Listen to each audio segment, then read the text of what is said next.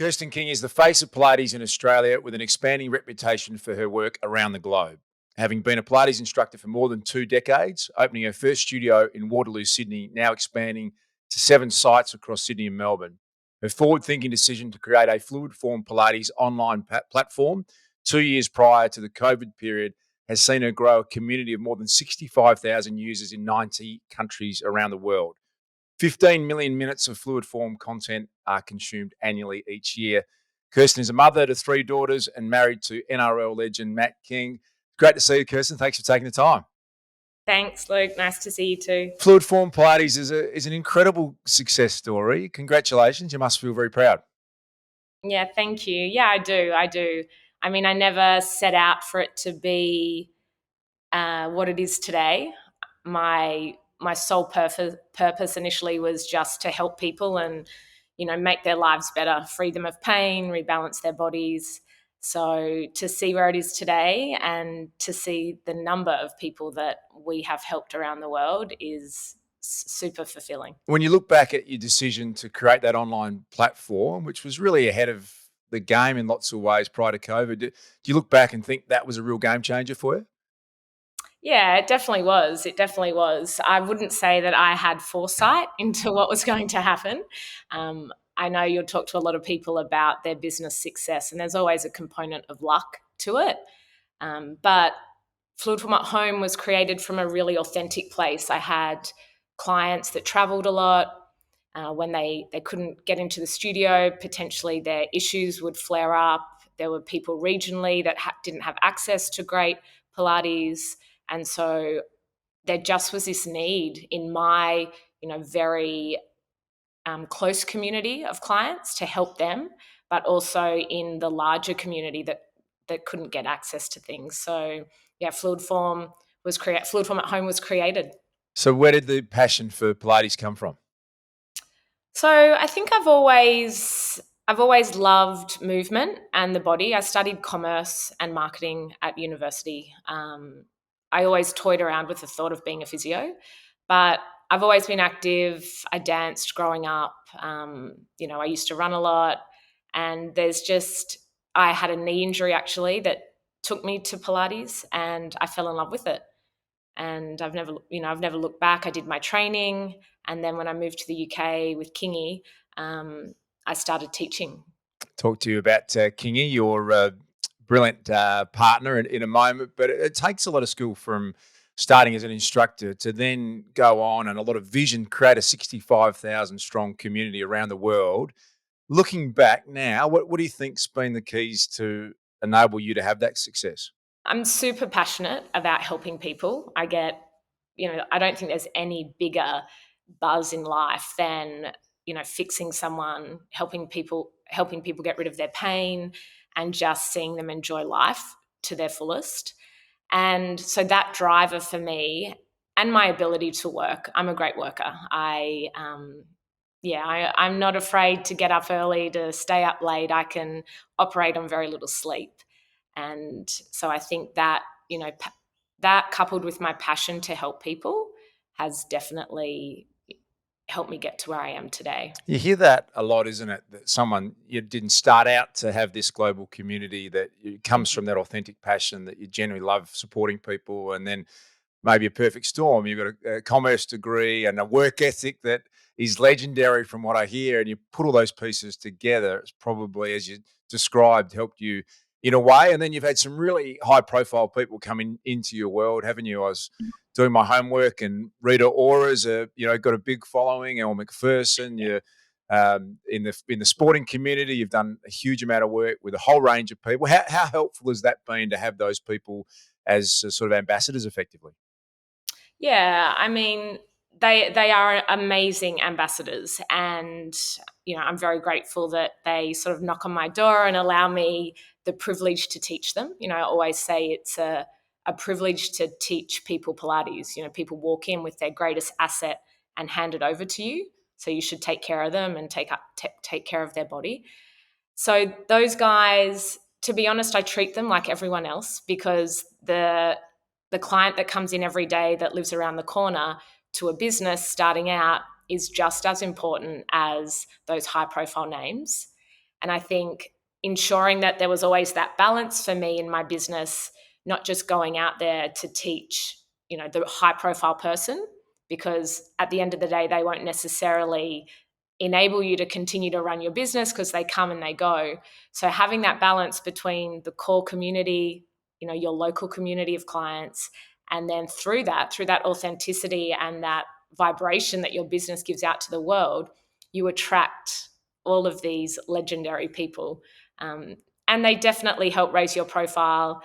Now that I have a global business, I can teach anyone, and teaching Rita enabled me to have more impact into the UK. Also, teaching her husband allowed me to penetrate New Zealand a little bit more. So it's all, it definitely all helps, but it's not something that I am obsessed in and out there trying to do.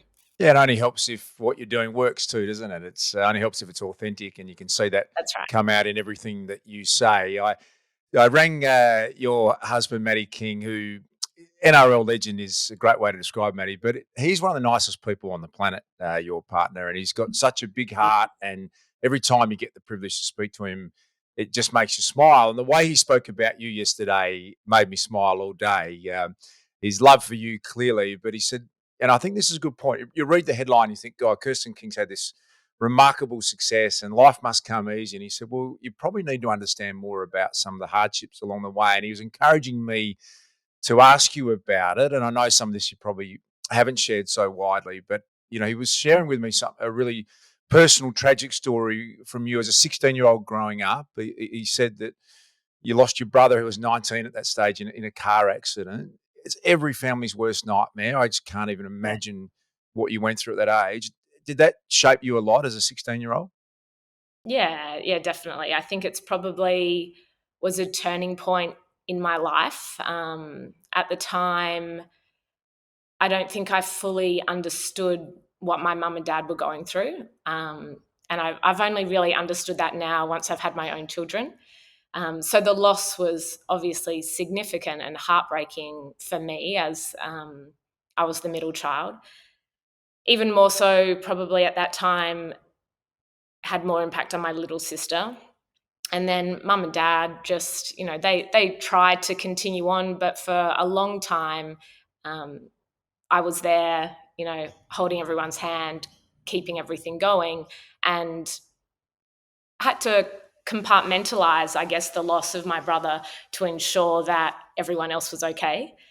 And whether I was born that way or learnt how to do that, during that time, it is definitely a skill, I think, to be able to, compartmentalize something so tragic and hard and then selflessly move forward and look after those around you. And that's something that I started doing then, and I probably still do, or I definitely still do today. Does that come at a cost sometimes for you personally when in a devastating situation, you've got everyone else's back sorted, but looking Yeah. after yourself sometimes, is that hard? Yeah, definitely. You have to look after yourself to look after others, a great leadership quality.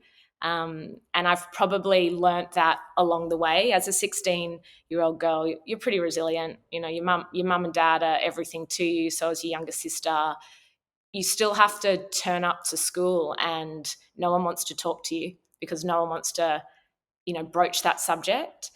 So you just learn to move on. And I think it does affect you later down the track. I probably have become a lot more emotional in my older age. I suppressed my emotions definitely when I was younger.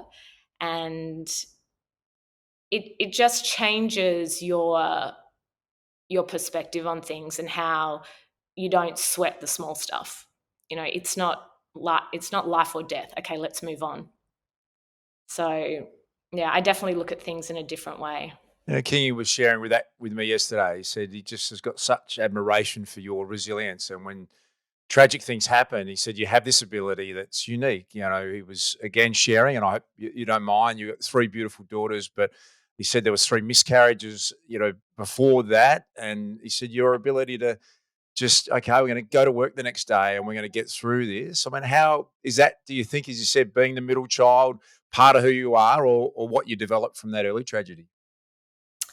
I think it has to be a little bit of it, a little bit of both. I think you the pressure as well of having your own business and being a leader. You're the one that always has to be positive. You're the one out the front. You're climbing that hill. You might be struggling, but if you start to struggle and you look over your shoulder, your greater team are going to start struggling too. I'm surrounded by a lot of females in my business, and everyone goes through tragedy. Everyone has loss. And I think that's probably what, I learned from my brother's passing too.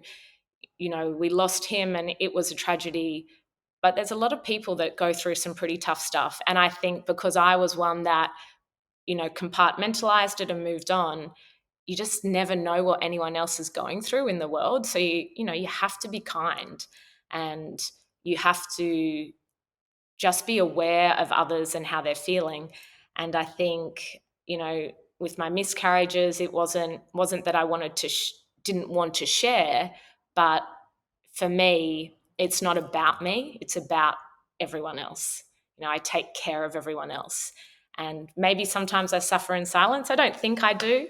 I think maybe I'm just born that way. I have this ability, but it's in my nature to take care of you before I'll take care of myself.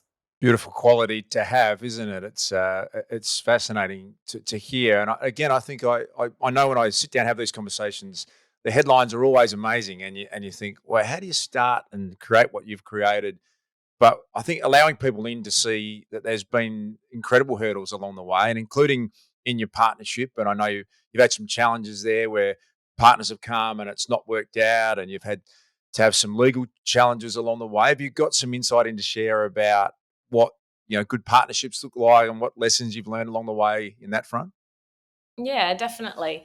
I think, my partnerships in business came about from, being lonely in business. People don't often talk about when you're a leader and, you're pioneering away in your chosen profession and you're at the top of your game. It all of a sudden you can look around and there's no one really next to you. You've got your team definitely who are supporting you and embracing that vision, but people start, whether it's jealousy or they don't believe you should have that success, people start to change, and it's all of a sudden you're standing at the top on your own and it becomes lonely. And that was the driver for me to move into a partnership in my business. I thought it was the way to go to begin, and it just didn't end up working out in the end. And I think my biggest learning from that was it's not about that initial relationship. It's not about that initial marriage. And at the time, everything seems rosy and everything seems like we're going to do this together. But it's actually, you need to have the foresight to look at what happens if there is a divorce, for want of a better word.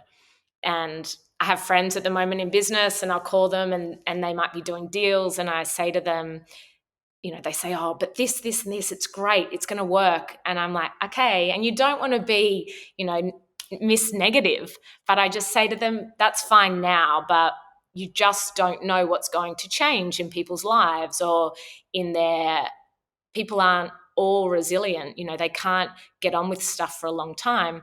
And when there starts to get a few hurdles and potentially the job isn't panning out like you thought it was going to, sometimes then that relationship can fracture and can break.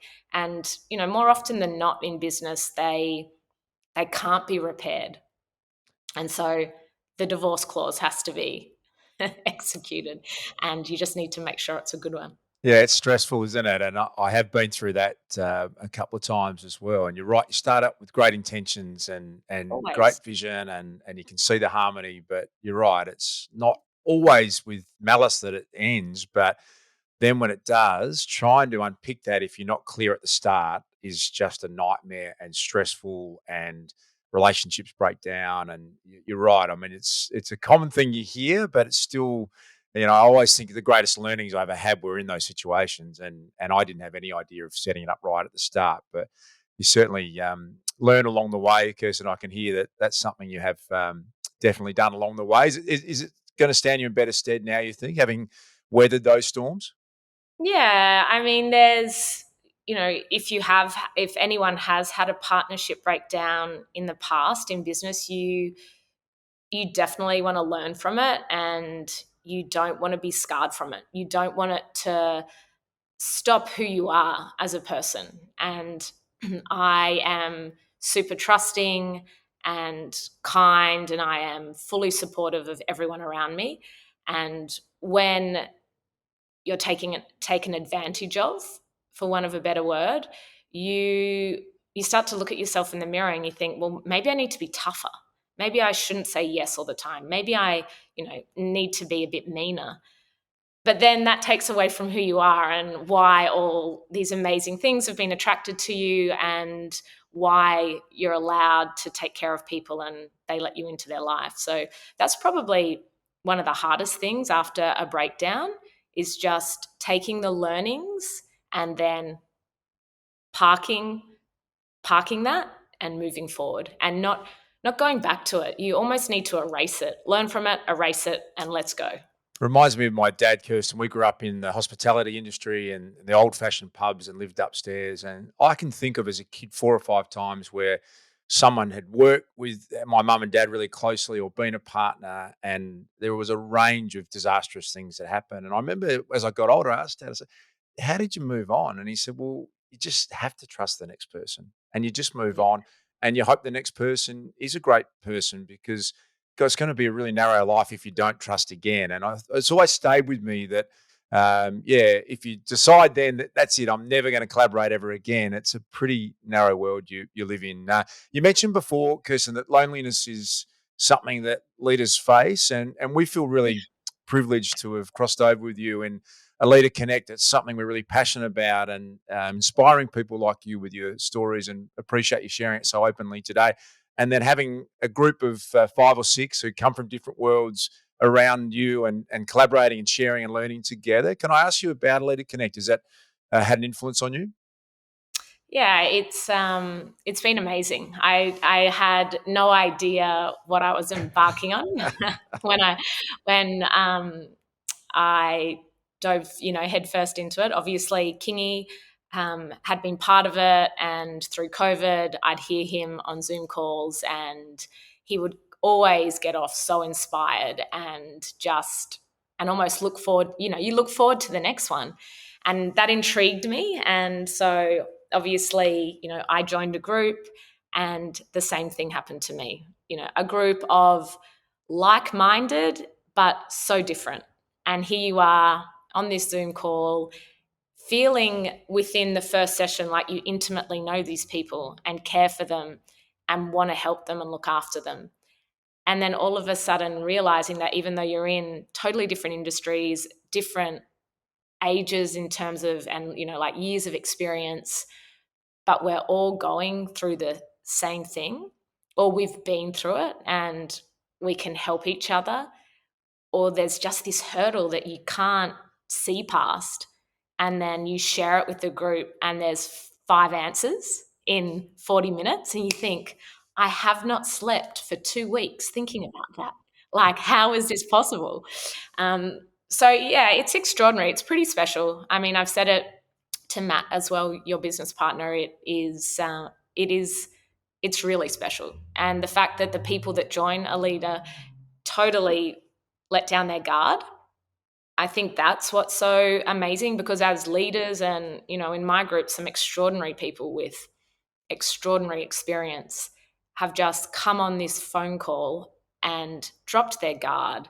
And what happens there is magical. It's a beautiful description of it, Kirsten. I appreciate it. And if you don't mind, I might share just some of the diversity in your group, because I think it paints a picture. Di Richardson's founded a business called Principal Media Group, and they do amazing things in their world.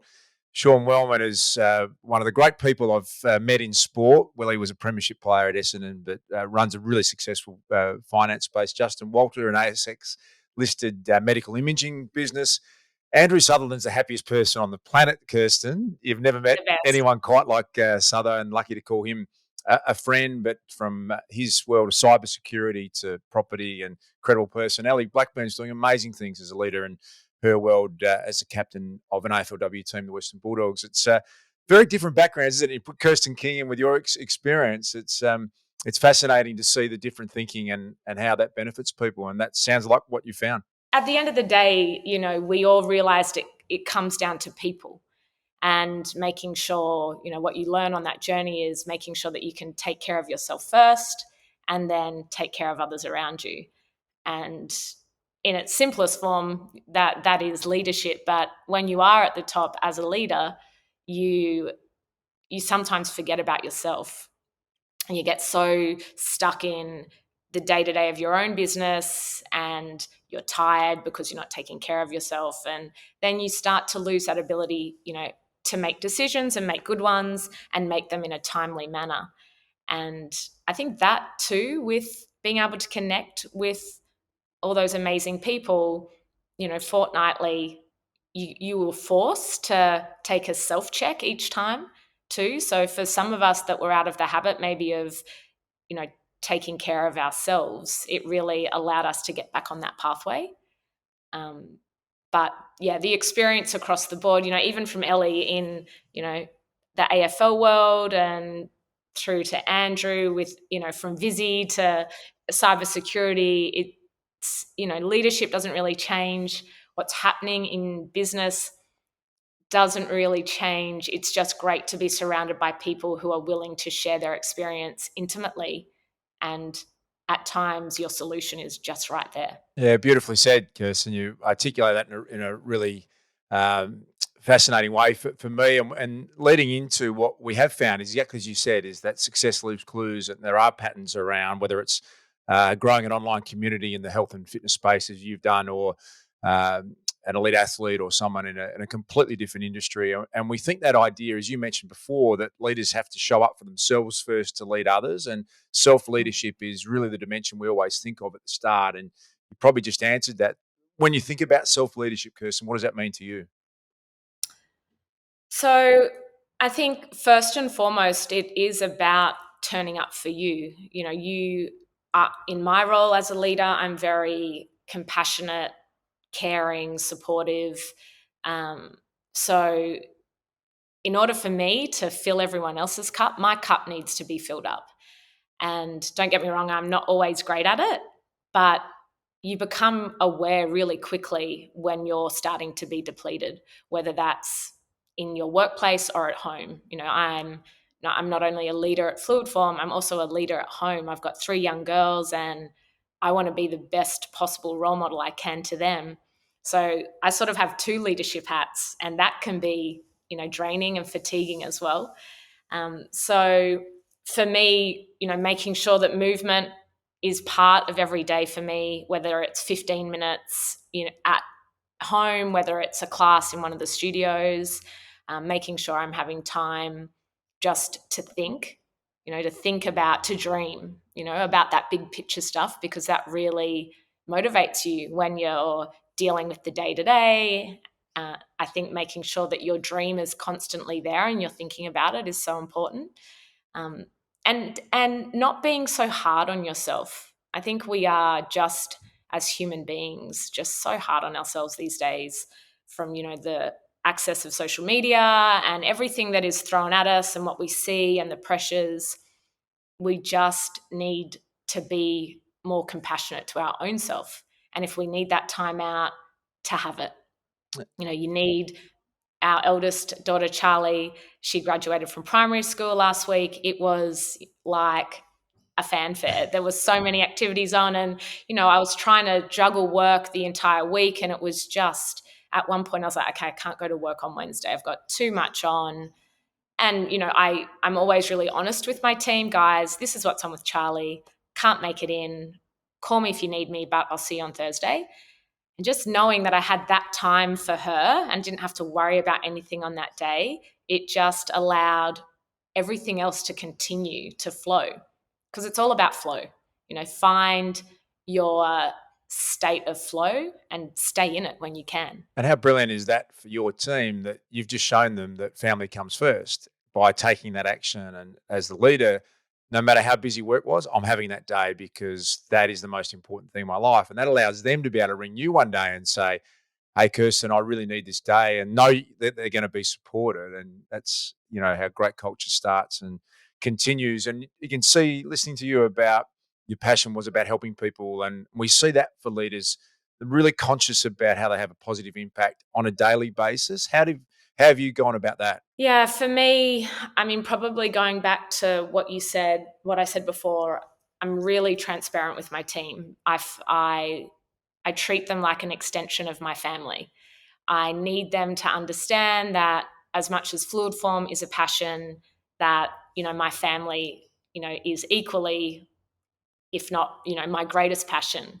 So I find what works for me is allowing them in. There's no need for them not to know what I'm doing, where I am. Some days I might have to leave early and I'm on the tennis court with the girls. They're doing a tennis lesson. I've got my computer on my lap. I'm working away. I'm watching them. And, you just have to do it. You become really great at juggling. But always just allowing them to know where I am and what I'm doing. And likewise, them with me. It's not, like you said, uncommon for someone to say, hey, Key, can I leave at 4:30? I've got a physio appointment. It's never, ever a question of yes or no. It's just they're letting me know and I know where they are. And so I think that is really important. I never wanted to be that leader that was like up there in her glass box and no one really knew what she did when she'd left her glass box. We have an open environment in the office, but also in our studios. So a Fluidform studio is not segmented into rooms, it's open plan. And the thinking from that comes back to being able to collaborate, to learn on the job. A lot of new instructors are young.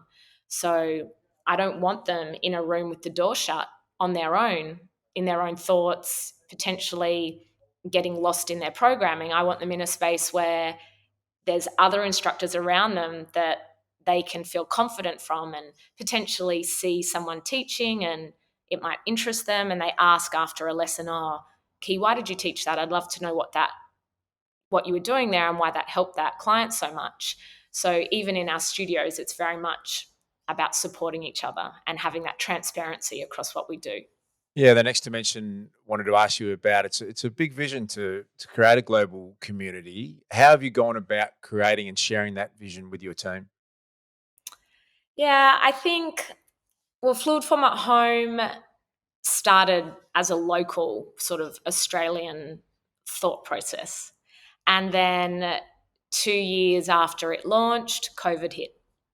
So we very quickly overnight were sending our equipment packs all around the world. So that, I guess that wasn't a planned vision, but as it started to happen, we were all together sending packs to Afghanistan, to the front line, to, Iceland, to Barbados, you name it. There was a Fluidform pack flying there.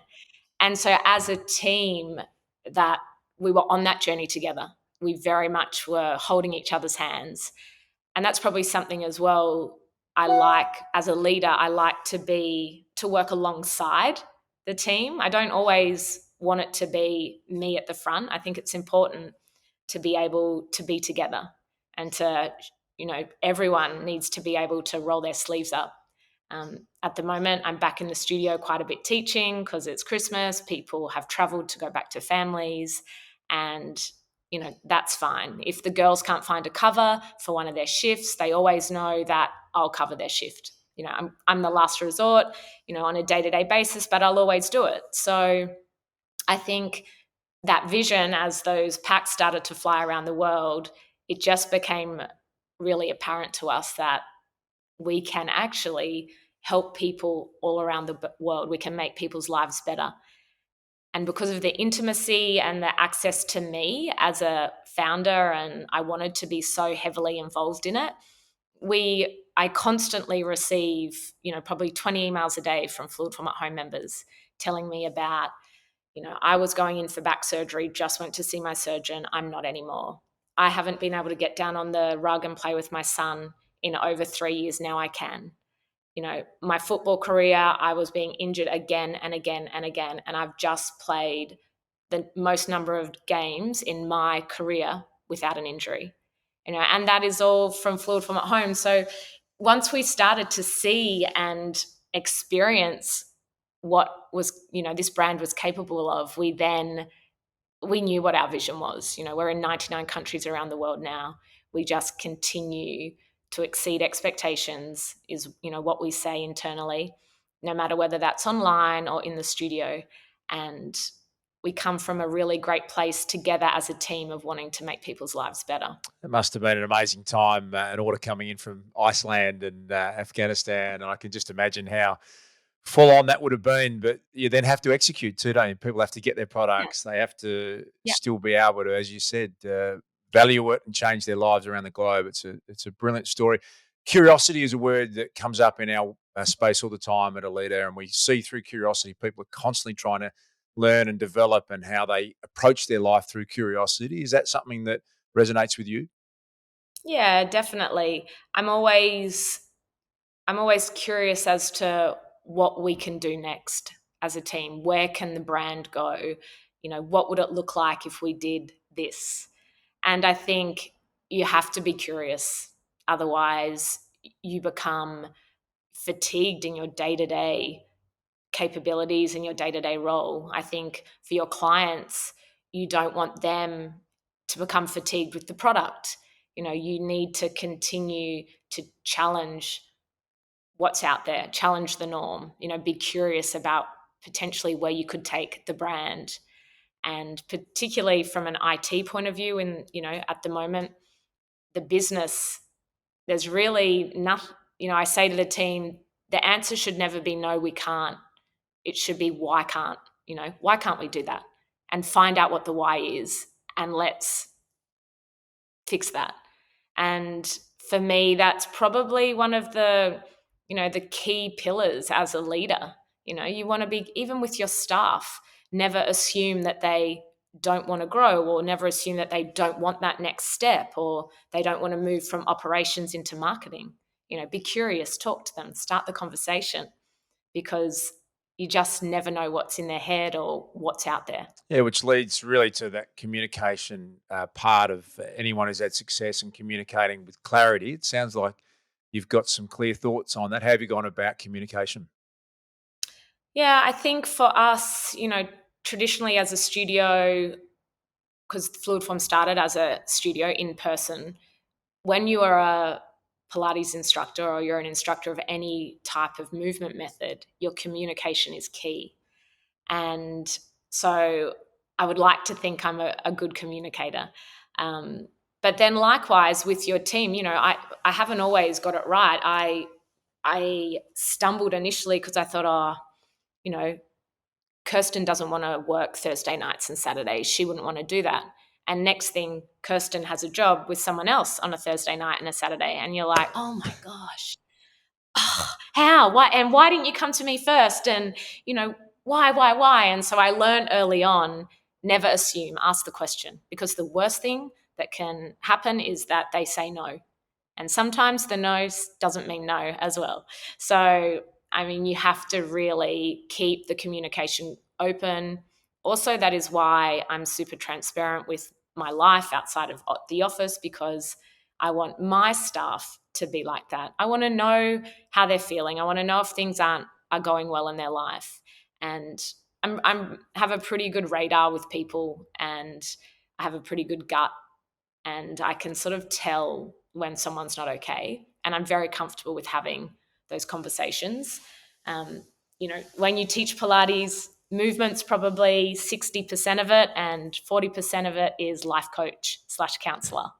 So you learn to communicate with your clients. You're essentially doing that as much as you are teaching them and strengthening their bodies. But my biggest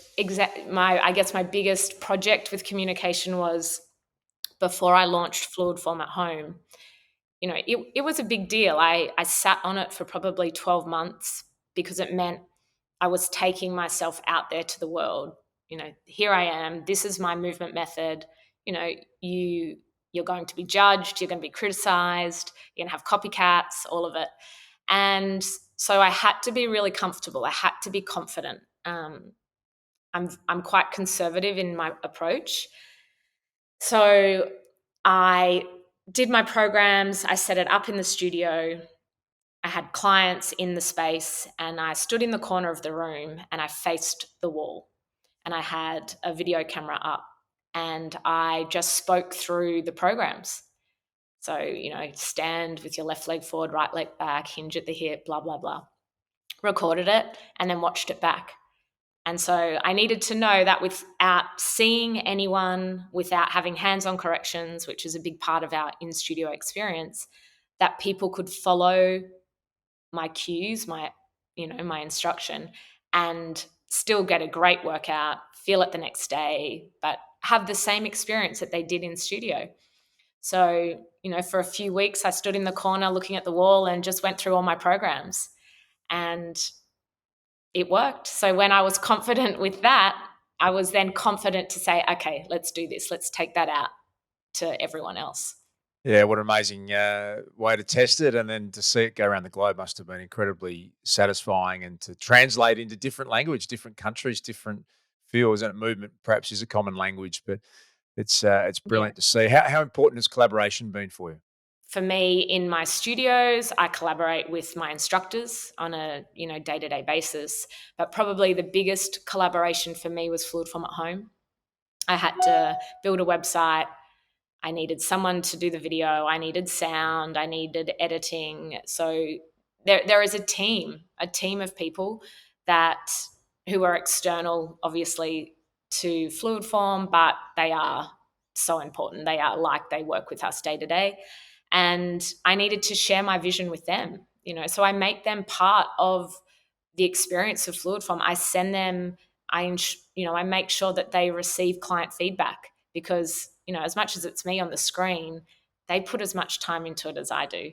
So, we're all equal. Collaboration for me is about, like we said early, sharing the vision, but making everyone feel supported and equal, part of the team. I'm not huge into sort of hierarchy. I understand that obviously people have different roles on paper and different responsibilities, but at the end of the day, everyone is here for a reason.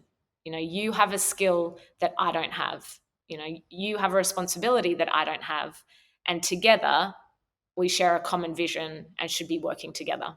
And when you create those conditions, Kirsten, we often see that someone might be working as an editor on your video, but has an idea about something that you've never even thought of, but you've allowed them to share it because of the way that you set up. And you're right, someone has to make the decision. So we understand that. But the best Yeah. organizations we're seeing have that space where someone on their first day may have an idea, but you'll never know if you don't have the space for them to feel comfortable to share it.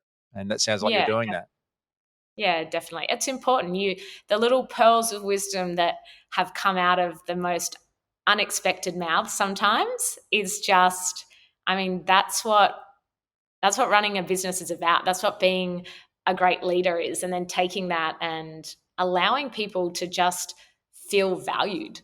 Yeah, I often say, No- having worked in the television and called sport on TV, the people who know TV better than anyone else are holding the cameras or working behind the scenes. But I often wonder, and I know they don't get asked. They don't get asked their thoughts, and it's a waste of all this great experience and knowledge. Kirsten, who's been the greatest leader in your life? I think, definitely my mum and dad, from an early age, they taught me about work ethic. They're both great workers, super, super resilient humans, and, the ability to juggle, multiple things at once. So they obviously, have led that pathway for me. And then I think, from a business perspective, I think I've had some great mentors over the years, but probably starting Fluidform, it would be, the people around me every day that I'm learning from.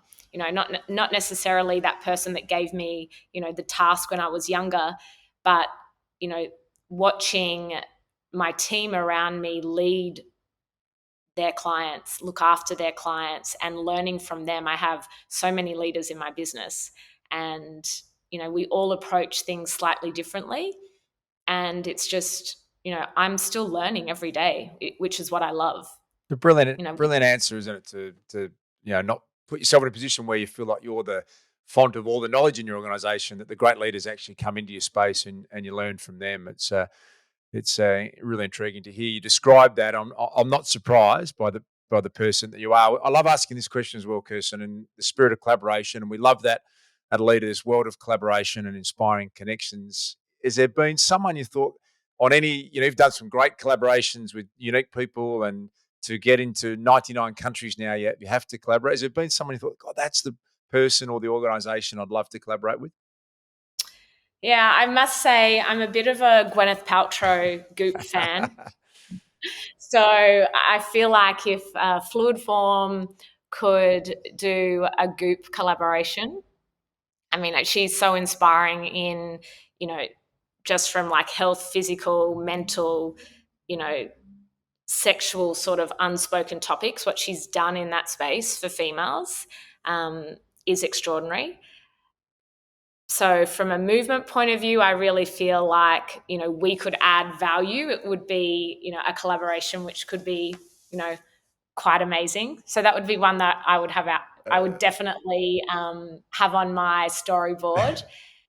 And then not from a person point of view, but I've always, like Nike as a brand, Phil Knight, his book, has just fearless ambition, and Nike still haven't had a Pilates ambassador worldwide. So they've got yoga, they've got every other sport, but they haven't dived into Pilates as yet. And that would be something that I think would be pretty cool too. There's a couple of inspiring collaborations, Kirsten. I loved it. It's think of from a Hollywood actress into creating that movement is an amazing story, isn't it? And I hadn't thought of Mm. that, isn't it? Nike have got every other base covered, but Pilates is such a huge and so well known now, isn't it? Athletes and people understand the power of what you do. I wouldn't put it past Fluid Form ending up in either of those spaces, and I really appreciate you taking the time to share your story so openly and really learned a lot from it today. We love collaborating with you in our space as well, and wish you all the best. It's a great story unfolding. I feel like you're just getting started as well, Kirsten. So thanks again for taking the time today. Thanks, Luke. It's been fun. Thanks for having me.